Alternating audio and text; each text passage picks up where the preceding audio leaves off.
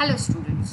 Last हम लोग constitution के बारे में पढ़ रहे थे। कॉन्स्टिट्यूशन में हम लोगों ने उसके फंडामेंटल राइट्स के बारे में पढ़ा था, जो कि हमारे 6 फंडामेंटल राइट्स हैं। उसके साथ में हम लोगों ने फंडामेंटल राइट्स को उसके लिमिटेशंस के साथ में पढ़ा था। एंड उसके बाद में हम लोगों ने डायरेक्टर प्रिंसिपल्स के बारे में पढ़ा था, मतलब कि जो फंडामेंटल राइट्स के अलावा जो हम कुछ राइट्स इंजॉय करते हैं, जो हमें मिलते हैं, उन्हें हम डायरेक्टर प्रिंसिपल्स कहते हैं। फिर हमने फंडामेंटल राइट्स और डायरेक्टर प्रिंसिपल्स के जो कंपैरिजन था हमने वो देखा था। एंड उसके बाद में हम लोगों ने फंडामेंटल ड्यूटीज़ के बारे में पढ़ा था, जो कि 11 ड्यूटीज़ है। मतलब स्टार्टिंग में 10 फंडामेंटल ड्यूटीज़ डाली थी, एंड उसके बाद 86 अमेंडमेंट 2002 वाले अमेंडमेंट में हमारी लास्ट ड्यूटी डाली गई थी। तो इस तरह हमने fundamental rights and fundamental duties के बारे में पढ़ा था। इस चैप्टर में आपके मेन जो है, स्टार्टिंग में हम लोगों ने जो हमारा जो मेकिंग है हमारे कॉन्स्टिट्यूशन का, वो भी हम पढ़ चुके हैं। इस जो चैप्टर में जो भी चीज़ें हैं वो यही है कि आपको फर्स्ट मेकिंग देखनी थी कॉन्स्टिट्यूशन की, उसके बाद में फंडामेंटल राइट्स है, फिर फंडामेंटल ड्यूटीज़ हैं। एंड अब जो हमारा टॉपिक है वो आता है the philosophy of the constitution. ठीक है, कॉन्स्टिट्यूशन बन गया।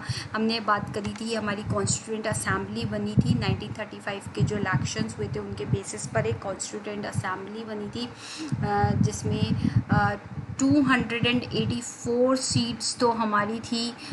जो डायरेक्ट ये थे, जो मतलब जो ब्रिटिशर्स के उसमें जो स्टेट्स थे, उनसे हमारी जो डायरेक्ट जो ब्रिटिश स्टेट्स थे, ब्रिटिश प्रिंसली स्टेट्स थे, उनसे थी 282 सीट्स एंड 90 सीट्स थी प्रिंसली स्टेट से। एंड इनसे मिला के एक कॉन्स्टिट्यूएंट असेंबली फॉर्म की गई थी। कॉन्स्टिट्यूएंट असेंबली के बाद में हमने पढ़ा था कि उसमें उसके लिए अलग अलग जो मतलब कमेटीज़ बनी हुई थी।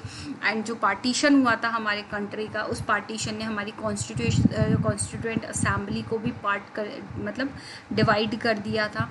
एंड उसके बाद में जो लास्ट जो हमारा जो 26 नवंबर 1949 को हमारा जो कॉन्स्टिट्यूशन था वो अडॉप्ट किया गया।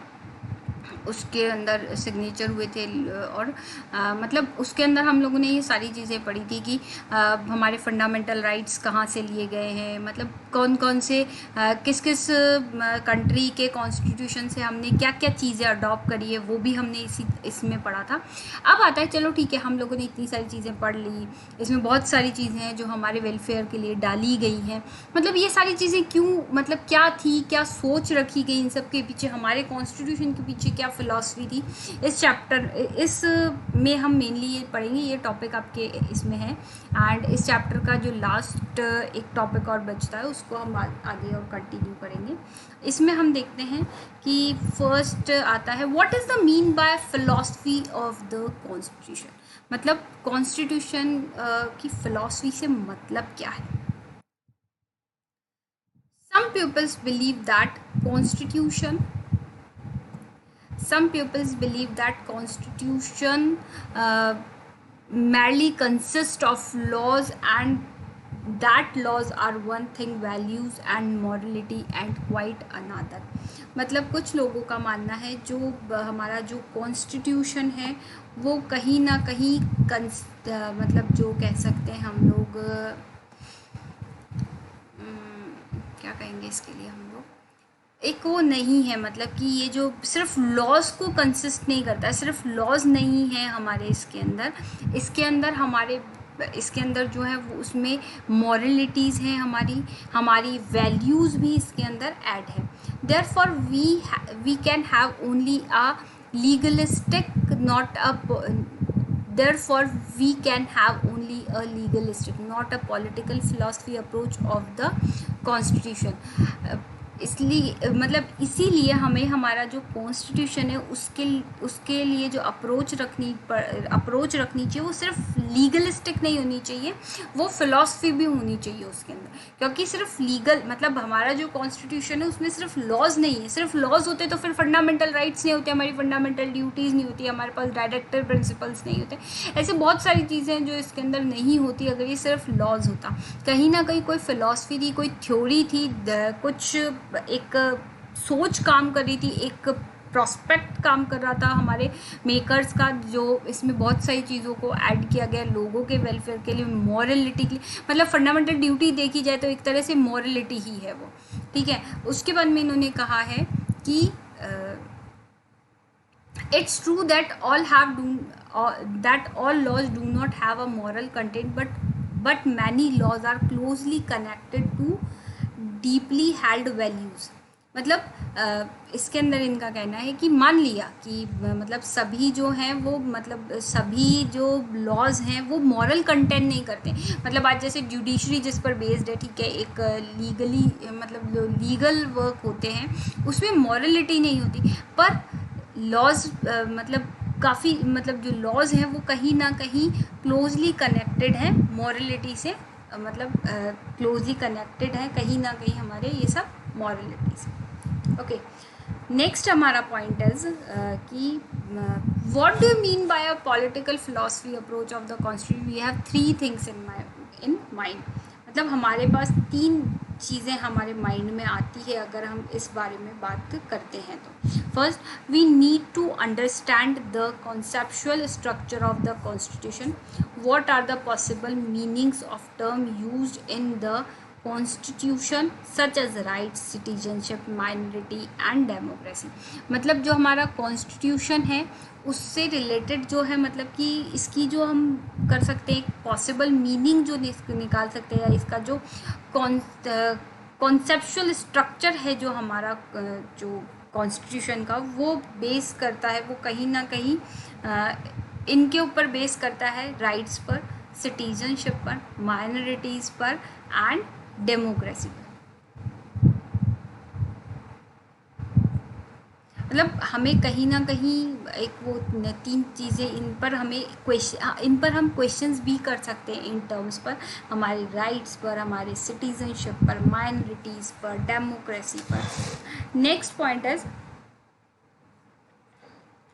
We must attempt to work out a cognate vision of society and polity conditional upon and the interpretation of the key concept of the constitution. We must have a better grasp of the set of ideals embedded in the constitution। मतलब कि इसके अंदर ये एक चीज़ और clear होती है कि जो हमारी सोसाइटी है और जो हमारा जो रूल है वो दोनों की जो इमेज है वो क्लियर होनी चाहिए हमारे सामने, और जो हमारी जो बेसिक जो हमारे की कॉन्सेप्ट है उनके ऊपर इनकी जो मतलब वो कहते हैं ना ग्रास्प होनी चाहिए, एक पकड़ होनी चाहिए। ये उन सब चीज़ों को क्या होनी चाहिए, मतलब इनकी कॉन्सेप्ट पर इनकी वो होनी चाहिए, ग्रास्प होनी चाहिए, पकड़ होनी चाहिए कि ये इनको फॉलो करते हैं कुल मिला के, ठीक है। Last point is that one final point is the Indian Constitution must be read in the conjunction with a Constituent Assembly debates in order to refine and raise to a higher theoretical plan the justification of values embedded in Constitution. A philosophical treatment of a value is incomplete if a detailed justification for it is not provided। Means मतलब last में ये बताया गया है कि जो हमारी constituent assembly थी उसने इसमें जितनी भी चीज़ें जोड़ी गई कि क्या मतलब कि कॉन्सेप्ट हमारे क्या होने चाहिए, क्या ठीक रहेगा, उसमें क्या चेंजेस होने चाहिए, ये सारी चीज़ें जो हमारे इसमें ली गई थी वो काफ़ी अच्छे से डिबेट करके और बहुत सारी चीज़ें सोच कर इन्हें इसमें लिया गया था। ऐसा नहीं था, हमने पहले भी इस बारे में बात करी थी, जो हमारी कॉन्स्टिट्यूएंट्स असेंबली थी वो पूरी डेमोक्रेटिक बेसिस पर वर्क कर रही थी। ऐसा नहीं था कि किसी ने लाके कोई रूल दिया और वो रूल फाइनल हो गया कि हाँ ये रूल ऐसे ही रहेगा। नो, ऐसा कुछ भी नहीं किया था हमारी कॉन्स्टिट्यूएंट असेंबली। हमारा कॉन्स्टिट्यूएंट असेंबली का एक ये सिंपल फंडा था कि जो भी चीज़ें फाइनलाइज होंगी, जो भी चीज़ें वर्क करेंगी वो कहीं ना कहीं उस पर वर्क करेंगी कि ये लोग क्या करने चाहिए, मतलब कि सब एग्री करनी चाहिए। ऐसा नहीं हो किसी एक ने लाके कह दिया और सब ने उस चीज़ को मान लिया। मतलब ठीक है, किसी ने आके कोई रूल दिया, उसके ऊपर उसको उस रूल को मतलब किसी भी चीज़ को इसमें ऐड करने के लिए, उसके के ऊपर डिस्कशन होता था, प्रॉज एंड कॉन्स पर बातचीत की जाती थी। पर कहीं ना कहीं अगर हमें इन सब चीज़ों को समझना है तो हमें कहीं ना कहीं इनके जो मीटिंग, जो कॉन्स्टिट्यूएंट असेंबली के जो डिबेट्स थे, उनको जब तक हम नहीं देखेंगे तब तक हमें इनके बारे में हमें पता नहीं चलेगा।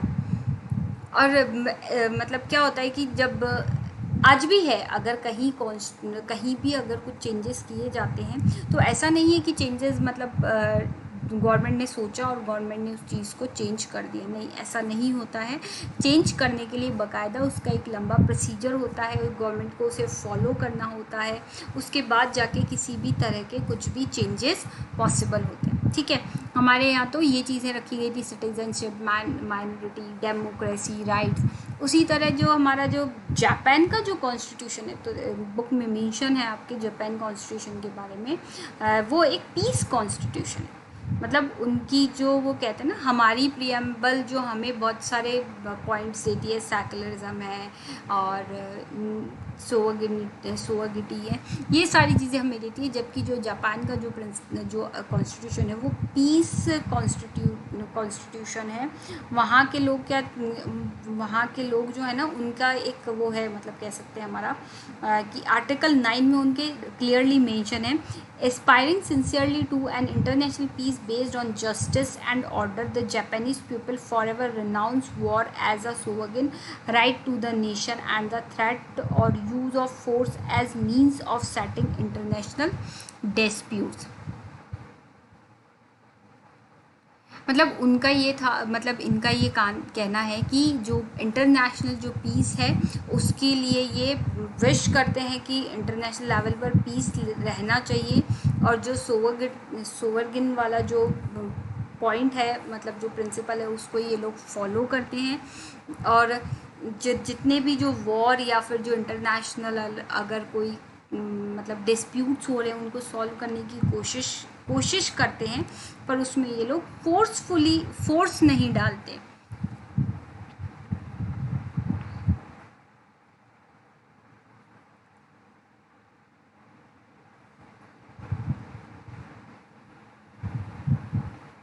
अब इसके अंदर ये चीज़ है कि अगर ये वाली चीज़ माने तो इसके अंदर है कि अगर इस आर्टिकल मतलब इस चीज़ को फॉलो करना है तो वहाँ पे कुछ भी नहीं होना चाहिए, वहाँ की ना मतलब आर्मी नहीं होनी चाहिए, वहाँ की नेवल नहीं वहाँ पे नेवल नहीं होना चाहिए, वहाँ पे एयरफोर्स नहीं चाहिए, मतलब कोई फोर्सेस नहीं होने चाहिए उनके पास में, मतलब वेपन्स नहीं होने चाहिए। अगर वो इस चीज़ को कहते हैं कि वो बल मतलब उसका यूज़ नहीं करेंगे, मतलब फोर्स का यूज़ नहीं करेंगे इंटरनेशनल डिस्प्यूट में। ठीक है, चलिए ठीक है, ये हमारे जापान कॉन्स्टिट्यूशन की एक छोटा सा पार्ट था कि जापान कॉन्स्टिट्यूशन पीस कॉन्स्टिट्यूशन। अब हमारा पॉइंट आता है हमारा अगला कि constitution as means of democratic transformation. Means जो हमारा कॉन्स्टिट्यूशन है वो मतलब एक तरह से होना चाहिए, जैसे हम कहेंगे कि डेमोक्रेटिक जो चेंज आया था या डेमोक्रेटिक ट्रांसफॉर्मेशन का जो वो था वो हमारा कॉन्स्टिट्यूशन था। कॉन्स्टिट्यूशन का जो सबसे पहला शर्त था वो यही था कि मतलब जो डेमोक्रेटिक कंट्री के अकॉर्डिंग ये कॉन्स्टिट्यूशन रेडी होना चाहिए, क्योंकि एक डेमोक्रेटिक कंट्री के लिए या कॉन्स्टिट्यूशन बनाना मतलब जो हमारा जो फर्स्ट जो था कि हम लोगों को कॉन्स्टिट्यूशन अडॉप्ट करना है, वो उसका सबसे बड़ा रीज़न ये था कि मोनोपोली नहीं होनी चाहिए। मतलब ऐसा नहीं होना चाहिए कि कोई एक पर्सन ही रूल कर रहा है, नो। अगर हम हमारा कॉन्स्टिट्यूशन को देखते भी हैं, हम हमारे कॉन्स्टिट्यूशन को अगर पढ़ते हैं तो इससे हमें पता चलता है कि इसमें पावर किसी एक के हाथ में नहीं है, पावर डिस्ट्रीब्यूट है, अलग अलग ऑर्गेनाइजेशन में अलग अलग डिपार्टमेंट्स में पावर डिस्ट्रीब्यूटेड है, किसी एक को सारी पावर्स नहीं दी गई है। ऐसा कहा जाता है कि पार्लियामेंट रूल्स बनाती है, पर अगर पार्लियामेंट रूल बनाती भी है तो ऐसा नहीं है कि उन रूल्स को चेंज नहीं किया जा सकता। ठीक है, और अगर रूल चेंज हो गया है,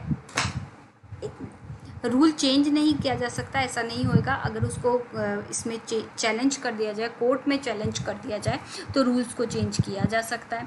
एंड सेकंड, जो कोर्ट वर्क करता है वो पूरा लॉस के ऊपर वर्क करता है, ऐसा नहीं हो सकता कि वो लॉस के अगेंस्ट जाके वर्क कर ले।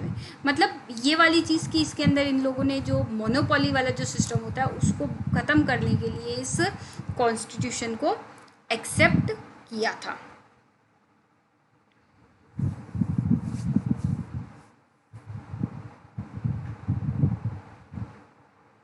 और जो मतलब जो हमारा कॉन्स्टिट्यूशन लिया गया, हमारा कॉन्स्टिट्यूशन जो अडॉप्ट किया गया, उसमें बहुत सारी चीज़ें रखी गई। हमने पहले भी बात करी थी कि इसमें जो फंडामेंटल जो हमें राइट्स दिए गए हैं, जो हमारे को जो ये दिए गए हैं,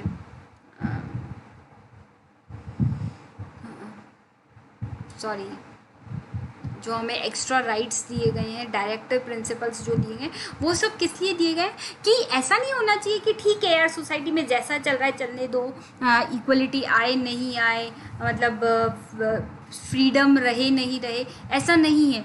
उन लोगों ने, जो हमारे कॉन्स्टिट्यूएंट असेंबली थे, उन्होंने जो रूल इंडिया था जब ये ब्रिटिशर्स के उसमें था, उन्होंने उस चीज़ को मतलब रियलाइज़ किया था कि ये चीज़ें बहुत सारी प्रॉब्लम करती है। ठीक है, the approach had the potential of changing the theory of constitutional democracy all together according to this approach. मतलब जो कॉन्स्टिट्यूशन होता है ना, वो डेमोक्रेसी को साथ लेके आता है, और ये इसकी जो अप्रोच होती है उसी के अकॉर्डिंग ये वर्क करता है। Constitution exist not only to limit people in power. मतलब ये जो कॉन्स्टिट्यूशन होता है वो हमारा सिर्फ पावर्स को लिमिट नहीं करता है। मतलब ये नहीं है कि पावर, जो भी पावर्स है उनको लिमिट कर दिया जाए, ऐसा नहीं होता है। ठीक है, नेक्स्ट है but to empower those who traditionally have been deprived of it. मतलब जो भी, मतलब एक कहते हैं ना, जो वो उन लोगों को एम्पावर करता है, उन लोगों को पावर देता है जो पहले से क्या है, डिप्रीव्ड पोजीशन पर है, या ये कह लो कि जो पहले से मतलब डाउनफॉल पोजीशन पर है। ठीक है, and last point is that constitution can give vulnerable people the power to achieve collective good। Means कहीं ना कहीं ये जो हमारे जो होते हैं ना, कॉन्स्टिट्यूशन पीपल्स को पावर देता है कुछ अचीव करने के लिए, कुछ अच्छा अचीव करने के लिए। अंडरस्टैंड? मतलब ये रहता है कि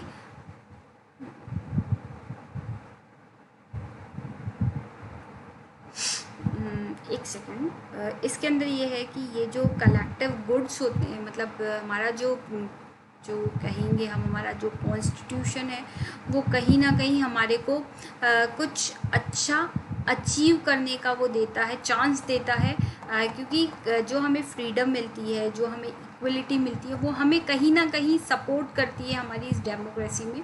इसलिए ये चीज़ें बहुत ज़रूरी होती हैं हमारे लिए।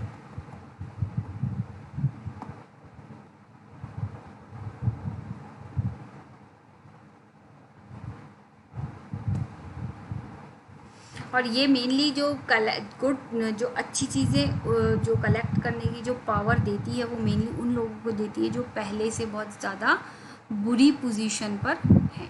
ठीक है, नेक्स्ट जो हमारा इसके अंदर एक क्वेश्चन जो आगे आता है वो ये आता है कि why do we need to go back to the constituent assembly. मतलब ऐसा क्या है कि हम वापस कॉन्स्टिट्यूशनल असेंबली की तरफ देखें to get handle on current constitutional practice. मतलब जो अभी जो करंट में कॉन्स्टिट्यूशनल प्रैक्टिसेस चल रही हैं, उन सबको जानने के लिए, उन सबको समझने के लिए हमारे को क्या है कि पीछे जो हमारी कॉन्स्टिट्यूएंट असेंबली ने जो वर्क किया है उसको देखने की ज़रूरत है कहीं ना कहीं, ताकि हमें पता चल सके कि उन्होंने किसी भी चीज़ को ऐड किया है, या कोई प्रिंसिपल लिया है, या कोई ऑब्जेक्ट लिया है, या किसी चीज़ को ऐड किया है, तो वो उन्होंने क्यों ऐड किया।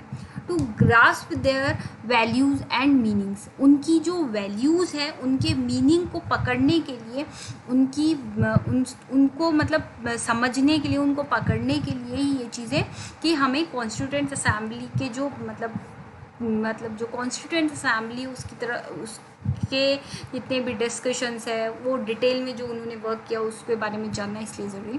We may have no option but to go back in time to the constitutional assembly debates and perhaps even further back in time to the colonial era. Means ये वाली चीज़ है कि अगर हम लोग इस पर बात करते हैं कि जो हमारे पास कोई ऑप्शन नहीं है कि हम ना मतलब कि कोई और ऑप्शन नहीं है कि मतलब एक तो हम लोग कॉन्स्टिट्यूटेड असेंबली के सारे डिबेट सुन पाए या कॉलोनियल एरा के टाइम पे जाके वहाँ की चीज़ों को समझ पाए। मतलब अगर हमें इन सब चीज़ों को समझना है तो हमें कहीं ना कहीं जो हमारी कॉन्स्टिट्यूशन असेंबली है उसको मतलब फ़िलॉसफी को समझने के लिए कॉन्स्टिट्यूशन असेंबली ने जो भी वर्क किए हैं या उनकी जो चीज़ें उनको देखेंगे, उनका पता करेंगे तो ही हमें क्या पता चलेगा, इसकी वैल्यूज़, इसके मीनिंग्स के बारे में हमें पता है। Therefore we need to remember and keep revisiting the political philosophy underlying our constitution.